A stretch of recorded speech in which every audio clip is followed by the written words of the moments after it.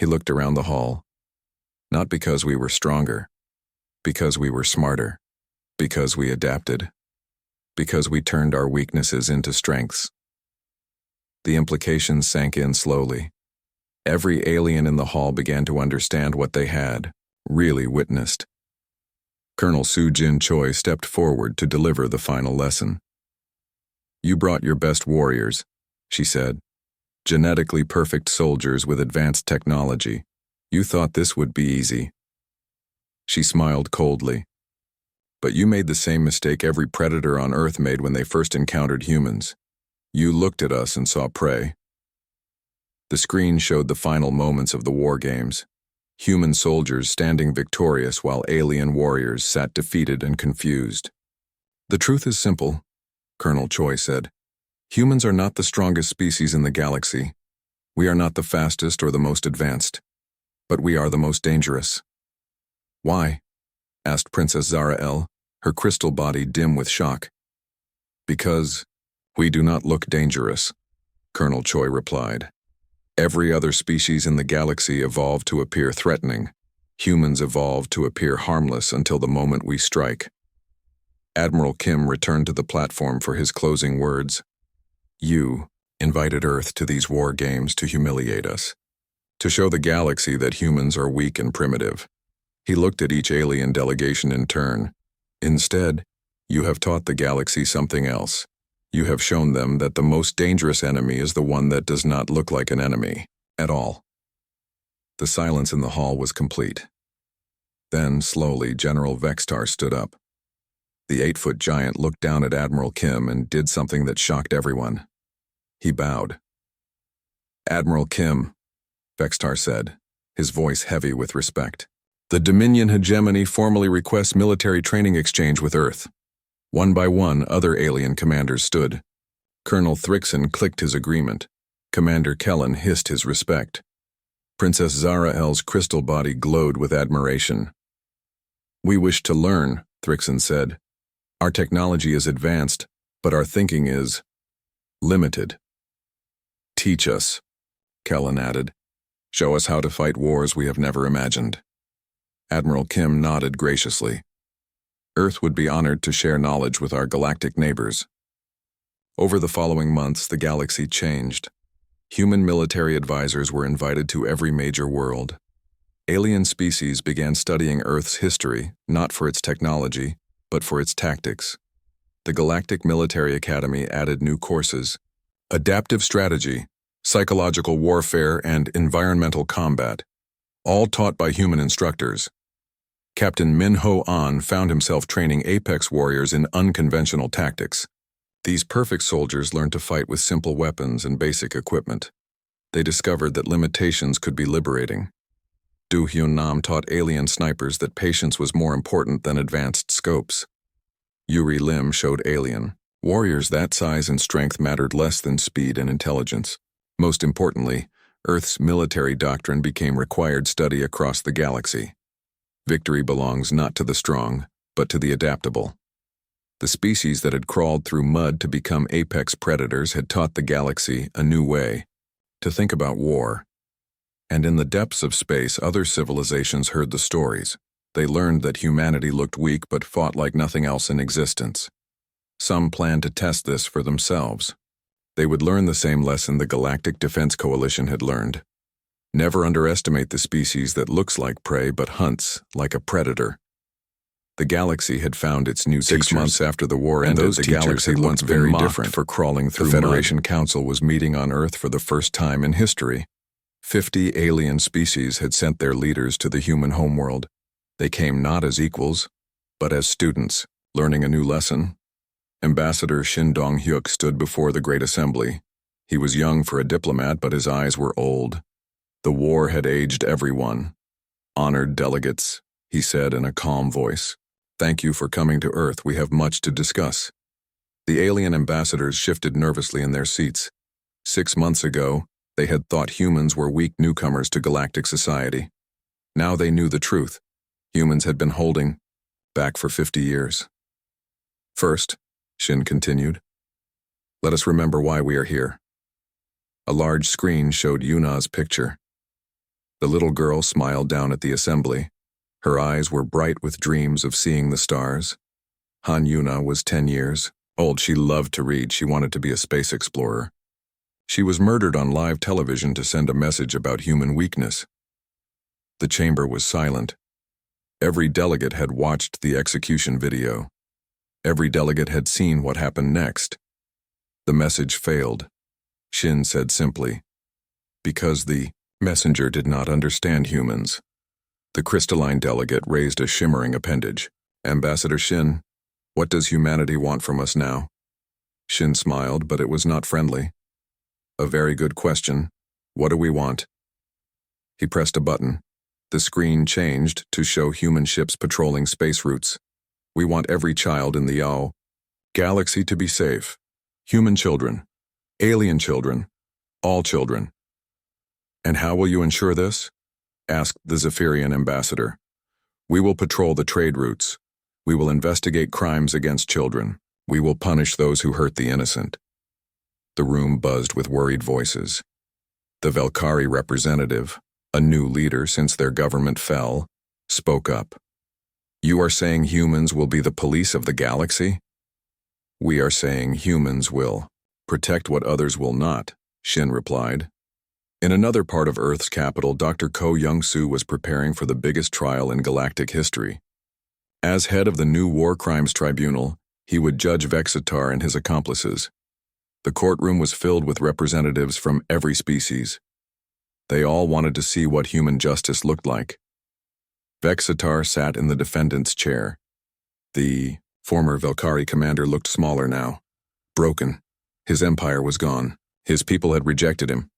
He was alone. Vexitar of the former Velkari Empire, Dr. Ko said. You are charged with the murder of Han Yuna and crimes against galactic peace. How do you plead? Vexitar looked up with bitter eyes. I did what any commander would do. I tried to win a war. By killing a child on television?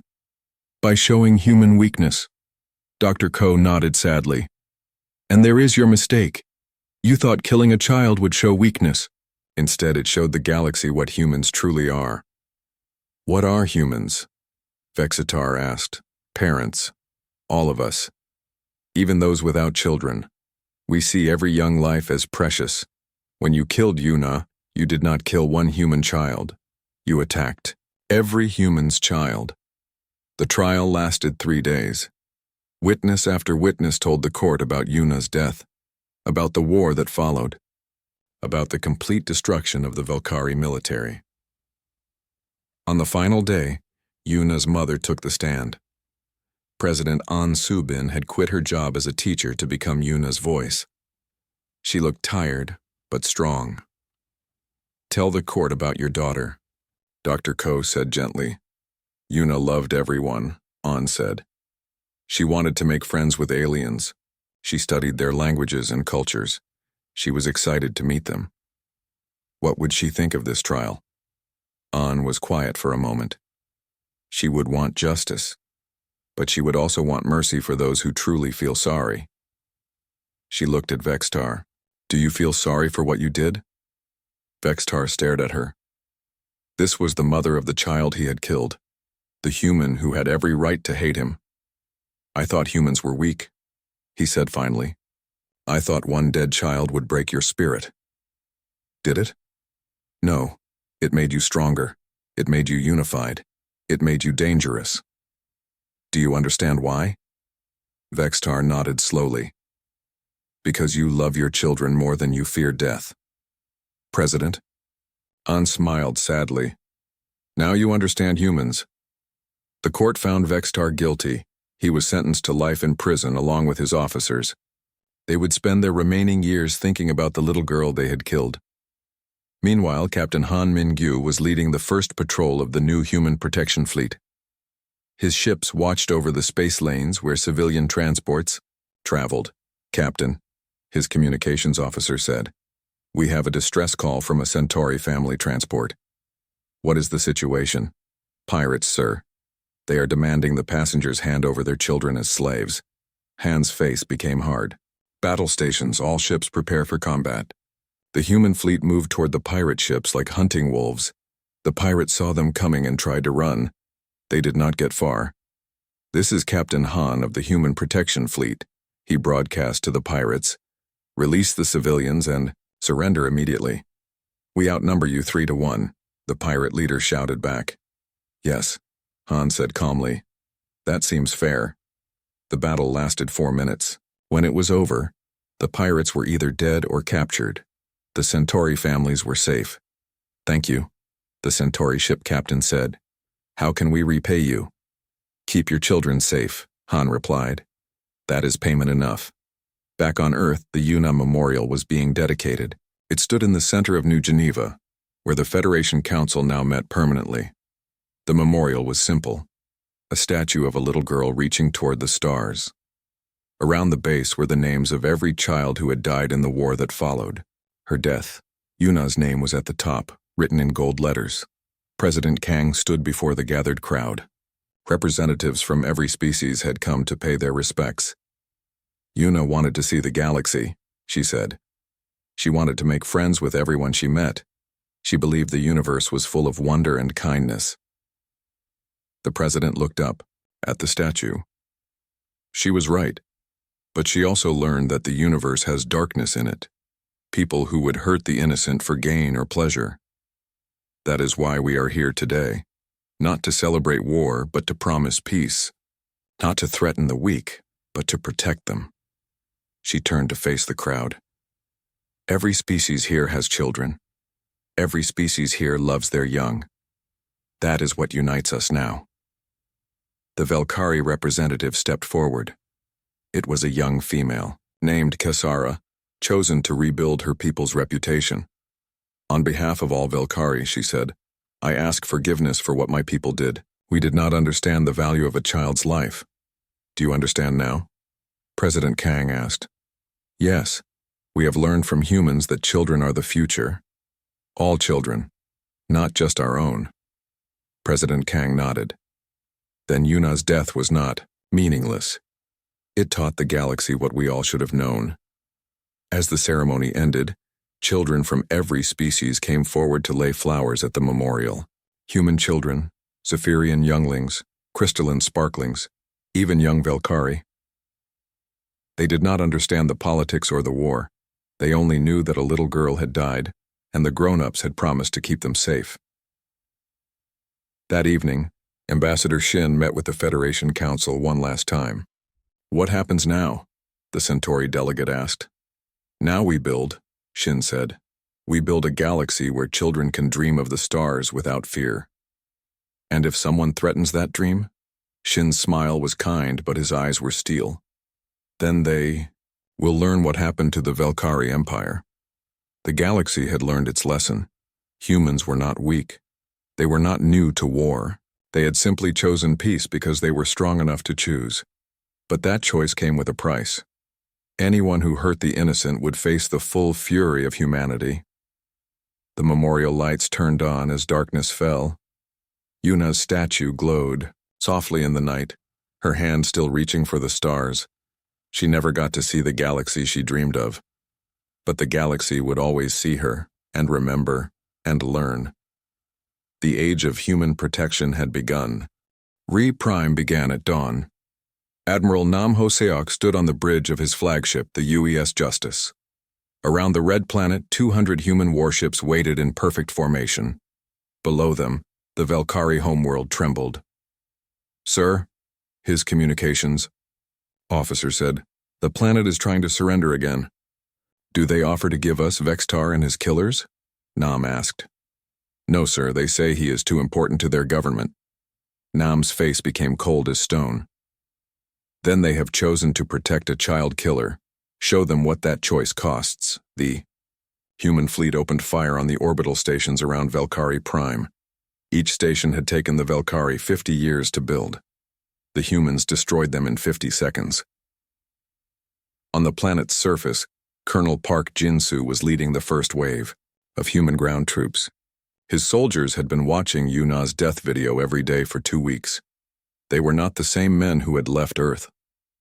"Remember," Park told his troops as they prepared to land, We are not here to hurt civilians. We are here to find the people who killed a little girl." His soldiers nodded. Each one carried a picture of Yuna in their helmet. The smiling 10-year-old had become their symbol. The transport ships landed outside the Velkari capital city. The alien defenders were waiting with their weapons ready. But they had never fought humans who were truly angry. The battle was not fair. Human soldiers moved through the city like a storm. Their armor was stronger than anything the Velkari had. Their weapons cut through enemy shields like paper. Most important, they fought with a purpose that the Velkari could not understand. Why do they fight so hard for one dead child? A Velkari officer asked his commander. The commander did not know. Velkari did not care much about their young. To them, Yuna was just one small human among billions. They could not understand that to humans, every child was precious. Dr. Moon. Ari was with the human troops, but she was not a soldier. She was a specialist in psychological warfare. Her job was to break the enemy's will to fight. She set up speakers throughout the captured parts of the city. Then she began playing a recording. It was Yuna's voice from the execution video. "Please, don't hurt me, I just want to go home. My mommy makes good soup, my daddy reads me stories, please." The little girl's words echoed through the streets, over and over. The Velkari soldiers heard it and began to shake. Some of them dropped their weapons and ran away. "Why are you playing that?" a Velkari prisoner asked Dr. Moon. "So you remember what your leaders did," she said. "So you understand why we are here." High Commander Vextar was hiding in his underground bunker, the same bunker where he had killed Yuna. He could hear the human weapons getting closer. "Sir," his aide said, "our forces are falling back on all fronts. The humans fight like demons." "How many humans are there?" Vexitar asked. "Maybe 10,000. Ground troops. But they are destroying our army of 2 million. Vextar could not believe it. How is this possible? Above ground, Colonel Park was showing him how. The humans did not fight like normal soldiers. They fought like parents protecting their children. They took risks that should have gotten them killed. But somehow they lived, and their enemies died. Park's team reached the government district. Velkari elite guards tried to stop them. These were the best warriors the Empire had. They lasted 3 minutes. "Sir," one of Park's soldiers said, "we have found the entrance to the command bunker." Park looked at the heavy metal door. Behind it was the alien who had murdered Yuna on live television. "Blow it open," he said. The explosion shook the entire city. In space, Admiral Nam was getting reports from around the galaxy. Human fleets had destroyed every Velkari military base. The empire that had ruled for 1,000 years was gone. "Sir," his tactical officer said, "message from the Federation Council. They want us to stop the attack." "What do they offer?" "They say they will put economic sanctions on the Velkari Empire." Nam laughed, but it was not a happy sound. "Economic sanctions? For child murder?" He opened a channel to the Federation Council. Representatives from 50 alien species appeared on his screen. They all looked scared. "This is Admiral Nam of the human fleet," he said. "You have something to say?" The Zephyrian ambassador spoke first. "Admiral, you must stop this attack. The Velkari have learned their lesson." "Have they? Where is Vextar?" "He is still in command of their forces." "Then they have learned nothing." The crystalline delegate tried next. "Admiral, think about galactic peace. This violence helps no one." Nam's eyes became cold. "You want to talk about violence? Let me show you something." He played Yuna's execution video on the council channel. All 50 alien ambassadors watched a 10-year-old human girl die. This child wanted to see the stars, Nam said when the video ended. She wanted to explore the galaxy and meet new friends. Instead, she met monsters who killed her for fun. The council chamber was silent. "Now you want us to stop seeking justice," Nam continued. "You want us to let her killers go free. You want us to pretend this never happened." "We want peace," the Zephyrian said weakly. "Then you should have protected her when she was alive. Too late for peace now." Nam cut the transmission. Underground, Colonel Park and his soldiers were fighting through the bunker. The Velkari guards fought hard, but they were defending a child killer. The humans were avenging an innocent girl. There was no contest. Park reached the command center where Vextar was hiding. The door was locked, but human weapons cut through it easily. Inside, Vextar sat at his desk.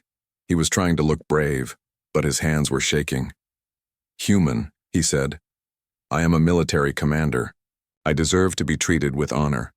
Park walked closer. In his helmet, Yuna's picture smiled at him.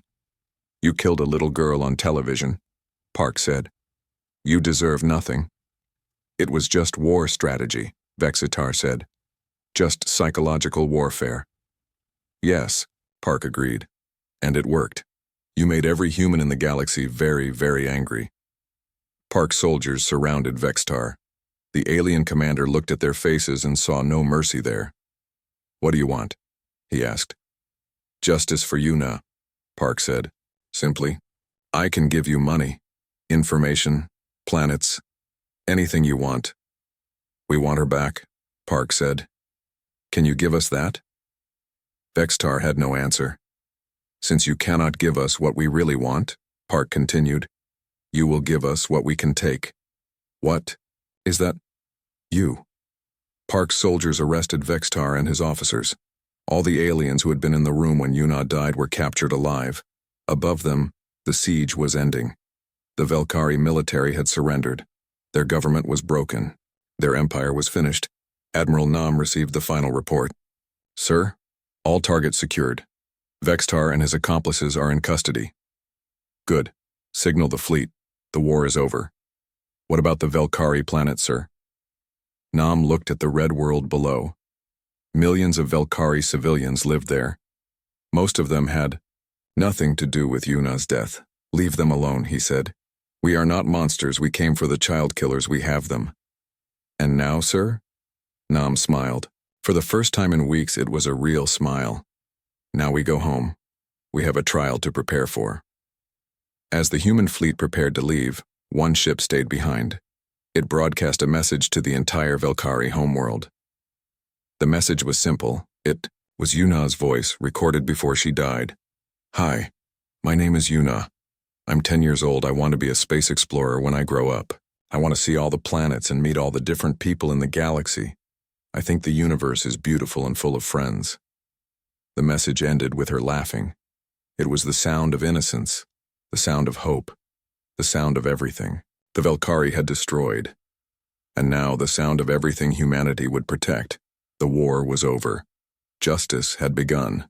Captain Li Wu-jin was drinking his morning coffee when the emergency alarm rang through his ship. The sound made every person on the UES Harmony stop what they were doing. Li put down his cup and walked fast to the bridge. "What is happening?" he asked his crew. Lieutenant Park Sang-ho looked up from his screen. His face was white. "Sir, we are getting a signal from the Velkari Empire. They say it is important for all humans to watch." Li felt something cold in his stomach. The Velkari were not friends with humans. They were big, strong aliens who looked like lizards. They had sharp teeth and yellow eyes. They always said humans were weak and did not belong in space. "Put it on the main screen," Li said. The screen turned on. A Velkari commander appeared. He had dark green skin and scars on his face. Behind him was a small room with metal walls. In the center of the room was a chair, and in that chair was a little girl. Li's hands made fists. The girl looked about 10 years old. She had black hair and was wearing a blue dress. Her hands were tied behind the chair.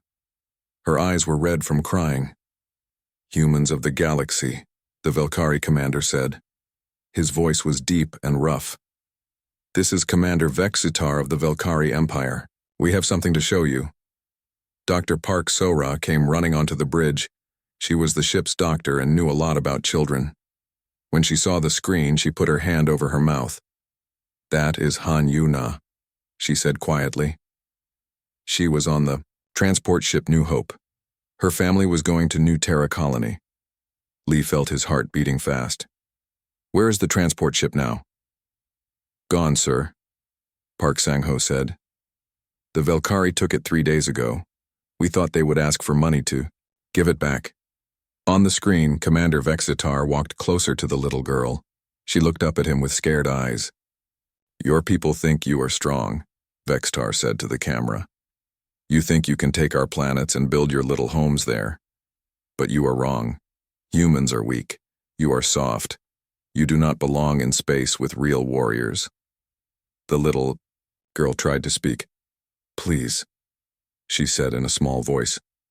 I want to go home. I want my mommy. Lee felt something break inside his chest. Around the bridge, his crew was making angry sounds. Someone was crying. Vexitar laughed. It was an ugly sound. Do you hear that?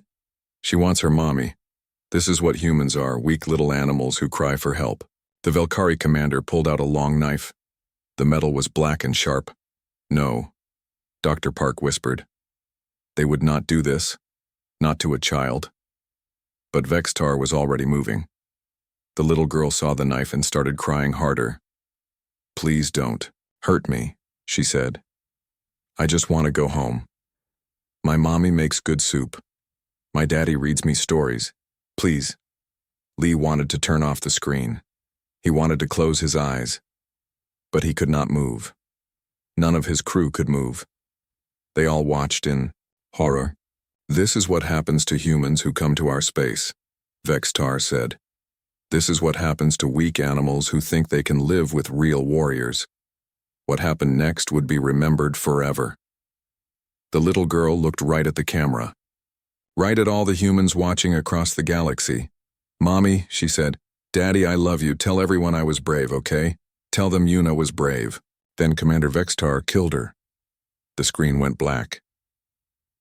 On the bridge of the Harmony, nobody spoke for a long time. Lee could hear his crew breathing hard. Someone was still crying. Someone else was making a low, angry sound. Lieutenant Park broke the silence. Sir, we are getting messages from all over human space. Everyone saw it. Everyone. Lee's hands were shaking. In 30 years of space travel, he had seen many bad things. Wars, accidents, disasters. But nothing like this. Nothing. So evil. What kind of monster kills a child? Dr. Park asked. Her voice was very quiet. The kind that does not understand humans, Lee said. His communication officer looked up. Sir, we have a message from Earth Command, Priority 1. Put it through, the year. Face of Admiral Choi appeared on a smaller screen. The Admiral was an old man with gray hair. Lee had never seen him look angry before. But now his eyes were like ice. Captain Lee, the Admiral said, I trust you saw the broadcast. Yes, sir. We all did. Good. Because I want you to remember every second of it. I want you to remember that little girl's face, her voice, her last words. Lee nodded. He would never forget. Sir, Lee said, what are our orders? Admiral Choi was quiet for a moment. When he spoke again, his voice was different, colder. You are to return to Earth immediately. All human ships are coming home. All human diplomats are leaving alien space. All human traders are closing their stores. Sir, are we running away? The Admiral smiled, but it was not a happy smile. It was the smile of a wolf. Running away? No, Captain. We are coming home to get ready. Ready for what, sir? War. The word hung in the air like thunder. The Velkari think they have taught us fear, Admiral Choi continued. They think killing one of our children will make us weak and scared. They think we will beg them to stop. The Admiral leaned closer to the camera. They are wrong. They have not taught us fear. They have taught us what it means to be truly angry. And they are about to learn why humans have been very careful to be peaceful in this galaxy. Lee felt something change inside him. Something dark and powerful. Around the bridge, he could see the same change in his crew. The sadness was still there. The horror was still there. But now there was something else. Anger. Pure, clean anger. Set course for Earth, Lee told his pilot. Best possible speed.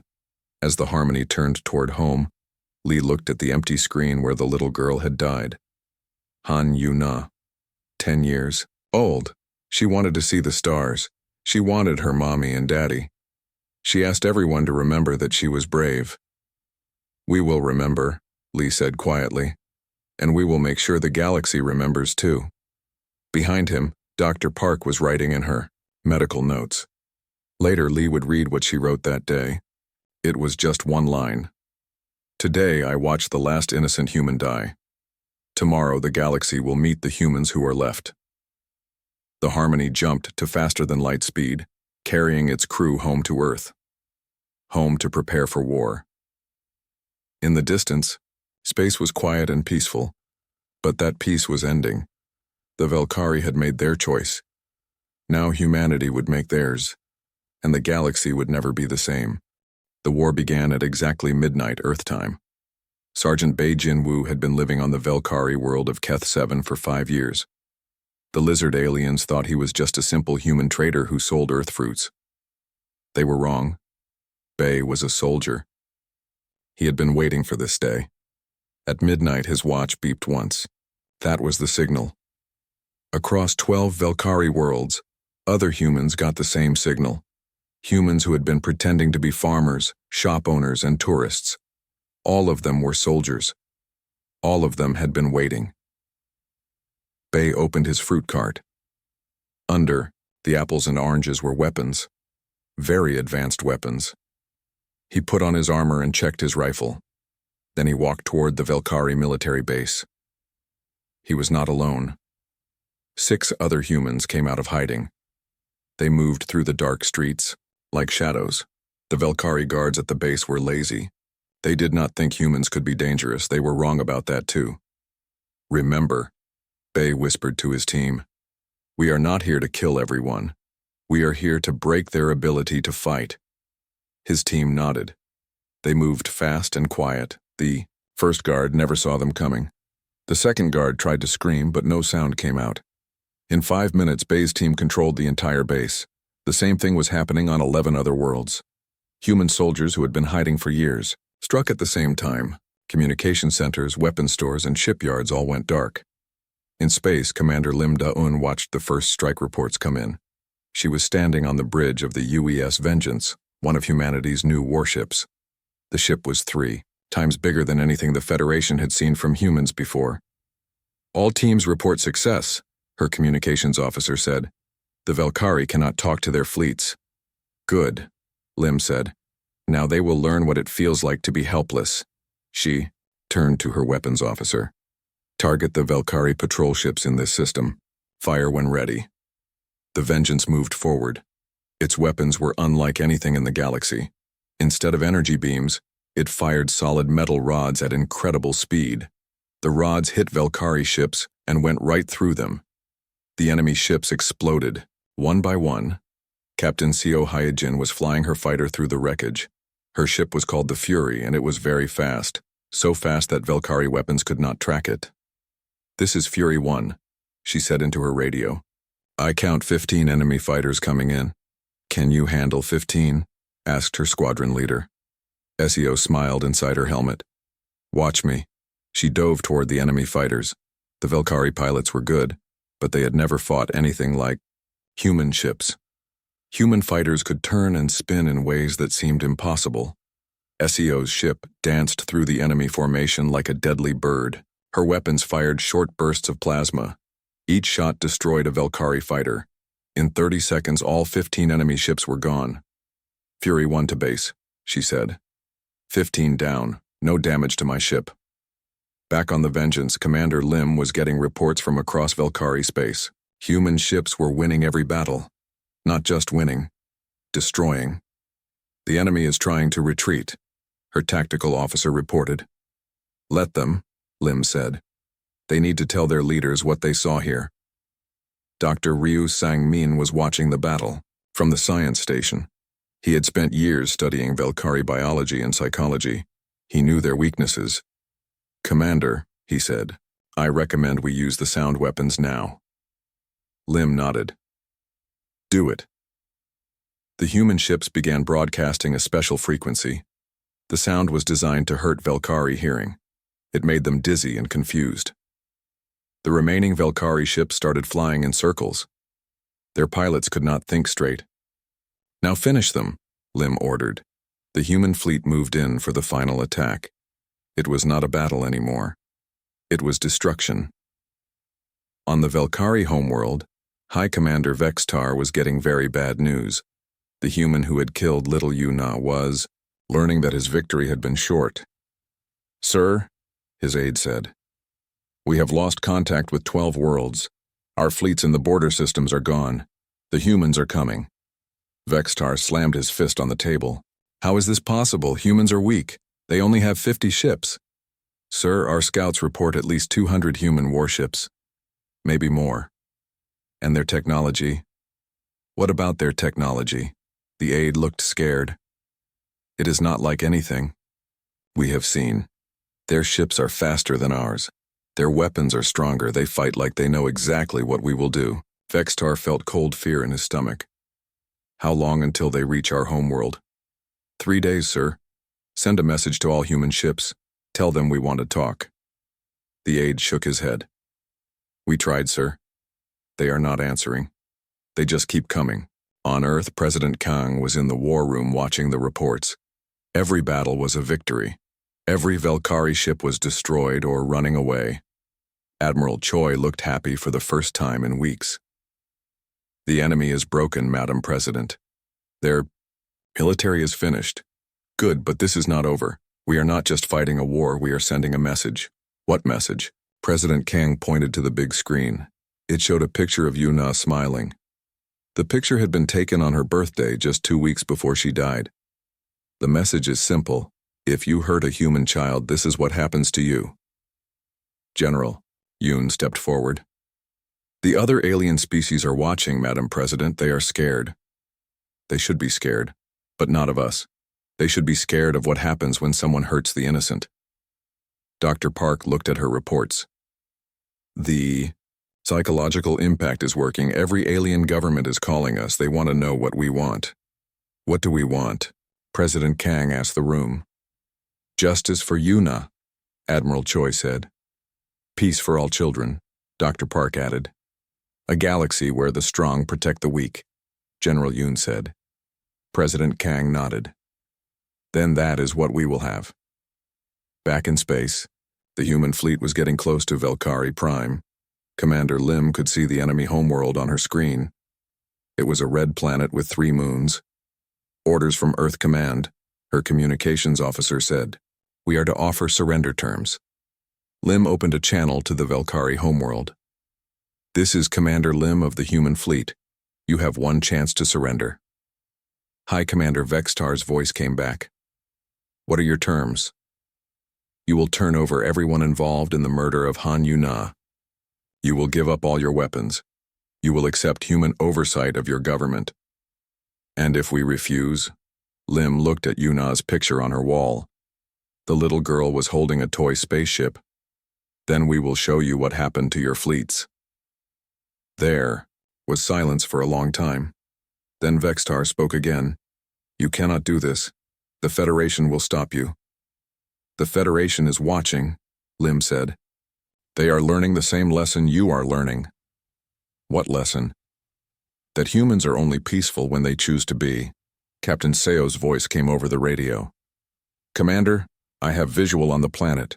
They are not surrendering. I can see their defense platforms powering up." Lim sighed. "Then they have made their choice." She turned to her weapons officer. "Target their military installations. Show them what human weapons can do." The human fleet opened fire. The weapons that had been hidden for decades lit up the darkness of space. Velkari defense platforms disappeared in flashes of light. On the planet below, Vextar watched his defenses die. In 1 hour, everything his people had built for centuries was gone. "Send the surrender message," he told his aide. But it was too late. The humans were not stopping. Commander Lim's voice came over the radio one last time. "You wanted to teach us fear, Vextar. You killed a little girl to show us we were weak." The human fleet moved closer to the planet.